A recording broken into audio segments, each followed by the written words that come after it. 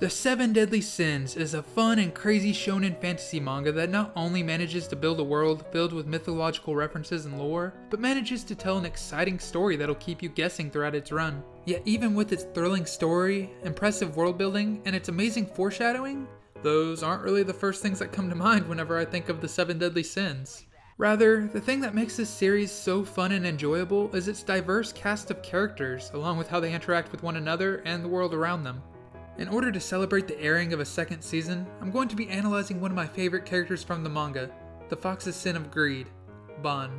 On top of this, I'll simultaneously be uploading an analysis over Fairy King Harlequin, otherwise known as the Grizzly's Sin of Sloth, over on All Day Anime's channel as he celebrates his 7 Deadly Sins month. So if you like this video, remember to go check that out as well.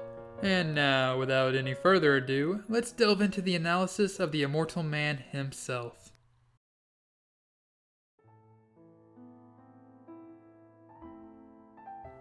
Whether we like it or not, each and every one of us has a past that helps to form who we are, as each encounter and experience leaves its own mark on those involved. As such, they say that from humble beginnings often come great things, yet in the case of Ban, the word humble may not do his childhood justice. As a kid, Ban struggled to get by day to day, and was only able to eat and live by stealing. There were instances where he was beaten to a pulp and thrown in jail because he was caught stealing food, instances where he was nearly sold into human trafficking to a noble that enjoyed torturing and killing children, and even instances where he was beaten until he puked simply because he'd eaten food that someone gave him, which resulted in him eating his own puke in order to avoid starvation. His childhood was filled with deception and struggle, yet in the midst of it all, there was a single man who Ban began to see as a parental figure, Zhivago. Zhivago took Ban with him when he broke out of jail, fed him, saved him from human traffickers, and even taught him how to become a better thief. While a mistake that Ban made, and a choice that Zhivago made, separated the two after a relatively short period of time, the impact that Zhivago had on Ban's life was very real. Ban's rough childhood turned him into a bandit that doesn't mesh well with the rest of society, and as such he doesn't open up to or trust many people. Yet Zhivago's influence helped to show him that life wasn't all bad, which I believe was paramount in making Ban the person that he is. While he certainly has his melancholic loner side, Ban still has the ability to grow extremely close to others, and even after many years, he still holds the things he got from Zhivago close to his heart. One such example of this is the fact that Zhivago introduced Ban to Aberdeen Ale, and as a result, Ban began to collect ale labels and even describes his collection as his treasure. I mean, Ban probably is a borderline alcoholic that drinks too much for his own good, and that may appear to be all he is at first. But how precious his ale label collection is to him helps to show us a glimpse of how deeply layered his character truly is.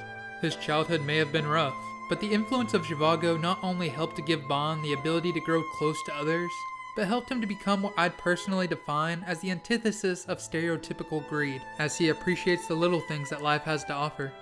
When most people define greed, they do so as a yearning for things such as money and power. Yet this isn't all that greed implicates, as greed is defined as an intense and selfish desire for something. In Ban's case, he's a man who mainly had to grow up while looking out for himself, and thus it's only natural that he turned out a bit selfish as he yearns to possess and protect all of the things that are important to him. In fact, he even discusses the concept of greed with Elaine, and while doing so states that it's natural to want stuff that you need, but what he wants beyond that is something that he'd be willing to throw his life away for. While Ban's version of greed may initially seem a bit lackluster, especially when compared to the desire for all things, we gradually find out that Ban is a man who will endure any hardship and traverse any distance in order to possess and protect his very own precious version of everything.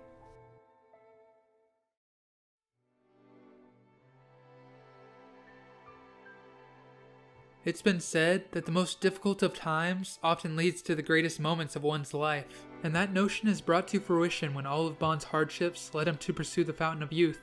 While most people probably don't go into the 7 Deadly Sins with the expectation of a love story, I don't think it'd be too much of a stretch to call the relationship between Ban and Elaine one of the most tragically beautiful love stories I've ever heard. When they first met, Ban was an outcast. He essentially viewed himself as a worthless person living a worthless life, and likewise he sought out immortality with the mindset that if he was to live long enough, then something good might happen to him eventually. Basically, Bon was alone and miserable with only his memories of Zhivago giving him hope of a meaningful existence, and as a result, he began to seek out the Fountain of Youth that Zhivago had told him about. After finding the fountain, Bon discovered that without it, the forest around them would die. After discovering this fact, Bon genuinely gives up on the fountain, along with the idea of immortality. On one hand, this seems like a pretty selfless act on Bon's part, but at his core, I believe that Bon's unique sense of greed causes him to always hold his own self-interests above those of others. As such, I believe the true reason he gave up on the Fountain of Youth so easily was because without the forest, there'd be no more of the precious Alberdine ale that helped to remind him of Zhivago, and to him, that was worth far more than immortality. Regardless, when Bon realizes that Elaine has been bored for over 700 years without any contact with the outside world, he decides to show her his precious treasure. They spent 7 days listening to one another's stories and learning more about one another, and he genuinely enjoyed the time he spent with her, as she was the first person to ever really listen to what he had to say. Elaine falls in love with him, and he wholeheartedly reciprocates that love by stating that he'll free her from the forest and make her his. Aside from Zhivago viewing Bon as his son, this was the first real emotional bond that he had built, and as such, Elaine became more precious to him than words can describe. Though their time together was short-lived, the feelings they had for one another were strong and pure, so much so that Bon was shown to have valued Elaine's life more than his own after they were attacked by a red demon, and she of course felt the same way about him as she force-fed him the Fountain of Youth. Their love story truly is a tragic one, as they saved one another from the pits of loneliness, yet shortly afterwards they were forced apart as Elaine was met with death's embrace and Bon was forced to live on eternally. After Elaine's death, Bon's feelings for her don't waver in the slightest, as the strong bond created from their shared memories with one another allow them to briefly reunite in the necropolis. There, Bon proclaims that someday he'll definitely make her his. After this, Bon wastes no time as he does everything within his power to turn those words into reality, but in doing so, he embarks down a path full of solitude and self-loathing.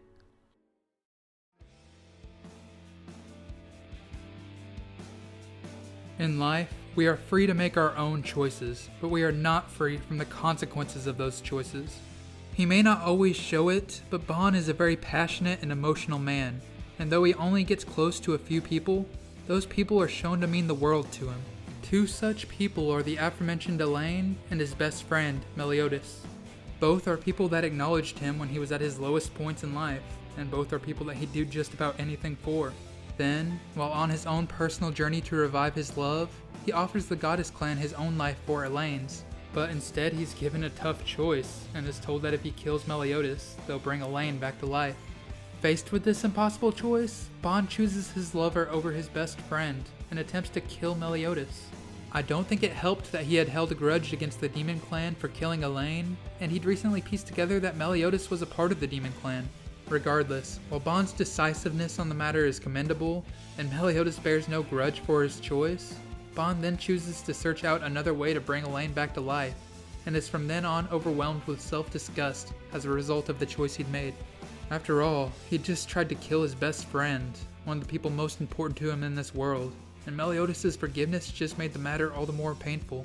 This holds true until Bon is reunited with Zhivago and finds out that he underwent a similar experience when he'd suddenly had to choose between saving his actual son or Bon. Bon never once held a grudge against him for it, and even states that he'd have never forgiven Zhivago had he saved him instead of his actual son. Zhivago explains to Bon that all the self-loathing in the world is worthless unless he can convey his feelings towards the other person, just as it had been for him. He then prompts Bon to ask Meliodas for forgiveness from the bottom of his heart rather than keeping it all bottled up inside like he usually would. Before he can do this, he's reunited with Elaine, and although her feelings of rage were amplified by the Ten Commandments, Bon shows no signs of doubt or anger. Instead, he breaks the curse by reassuring her that she will always and forever be his only woman, and that nothing will ever be able to change that. He then takes on the Ten Commandments for making his woman suffer, and though the fight ends in defeat, his soul is saved by Zhivago so that he may live on with Elaine and his friends. After reuniting with Meliodas and informing him that he's with Elaine again, Meliodas shows nothing but happiness at the good news.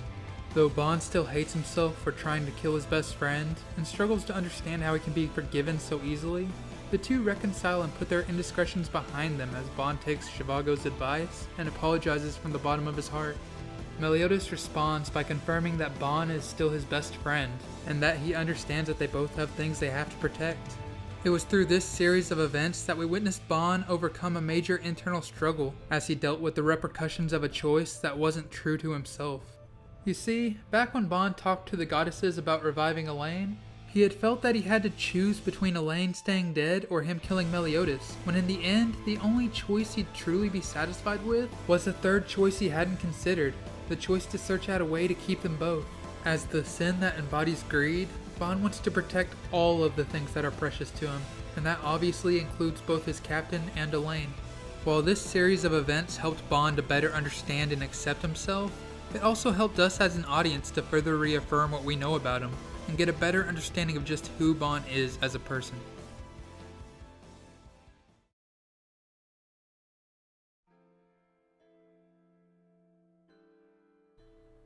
While this video is an analysis of Bon, I'm sure some of you have noticed that up until now, a majority of the things I've discussed have been about his relationships with others, primarily Meliodas and Elaine. In all honesty, I'm sure I could also spend a fair amount of time talking about his relationships with others such as Hawk, King, and Jericho. But instead, I want to talk a bit about why I've spent so much time talking about those around him. Bon is a selfish man that lives up to his title of the Fox's sin of greed. However, his greed and selfishness manifest themselves in a rather unorthodox way. He is a reckless but decisive man that never hesitates to act on something that interests him. He became curious as to why Meliodas always carried a broken sword with him, and took an interest in why he was called the Sin of Wrath, and as a result he ended up with his only scar. Though the reason is never stated, Bon once collected all of the stuffed animals in the kingdom, and justified it by saying he worked hard as a knight. I personally think it may have been because he never had one during his childhood, but regardless, he did so without even considering how the children of the kingdom would feel. He also got drunk once and stole King and Diane's strength and did 100,000 push-ups with it while they fought in a battle with vampires. Heck, I think the only reason he joined the 7 deadly sins in the first place was because Meliodas' strength interested him, and that was the only way for their competition to continue. He even refused to help Meliodas get his sword back from Leonis until he was given his own reason to go. Indeed, there's no doubt that Bon is a reckless man who holds his own self-interest in high regard. However, since Bon is a loner that seldom gets close to others, it's easy to overlook just how precious he views those close to him to be. I believe this was put on display when he killed Dale, and revealed that he's decisive and cold towards others in order to keep his comrades safe. Despite his selfish nature, Bon places little value on his own life, however ironic that may be for an immortal man. Rather, it's just as he once told Elaine, all he truly wants is something precious enough that he'd be willing to throw his life away for it. While Elaine became that something, I believe there are others that were able to help fulfill that desire and give his life meaning as well. As proof of this, after Hawk gets incinerated, Bon opens up a bit when he mourns and says that everyone he likes leaves him. Bon is often alone, and has been for most of his life, but I don't think there's any part of him that enjoys it. On the contrary, that's most likely why he's so hesitant to grow close to others, because he's experienced just how painful it can be to lose them. He once had a little sister that would follow him around everywhere, but she died when she was 4 years old. And thus, when he lectured the boy at the necropolis about making sure his sister gets enough food, I believe Bon was speaking from personal experience.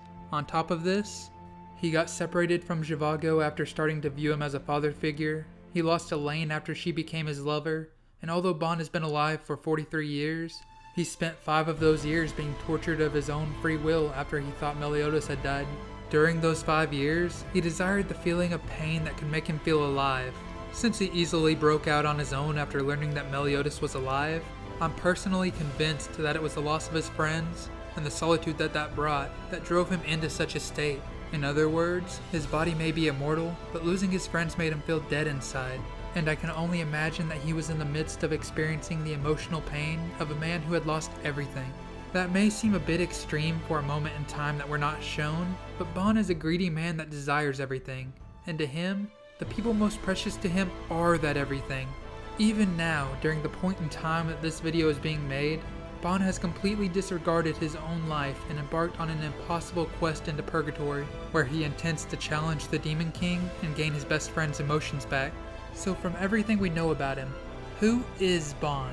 He is often a lone wolf, yet he hates being alone. He places little value on his own life, yet he's immortal. He's greedy, but it's that very greed that causes him to place the well-being of those precious to him above all else. In essence, Bon is a man of contradiction, and it's those very contradictions that help us to understand who he is and what he stands for. He is the fox sin of greed. He is... Undead Ban. それが俺の名前だ。 Hey there guys and gals, Anime Dude here, and I hope you all enjoyed the video. If you did, feel free to go check out the character analysis video on King that I'm going to be dropping at the same time as this video over on All Day Anime's channel. Also, remember to like, subscribe, and comment what anime character you want me to do next down in the comment section below. Thank you all for watching, and Anime Dude out.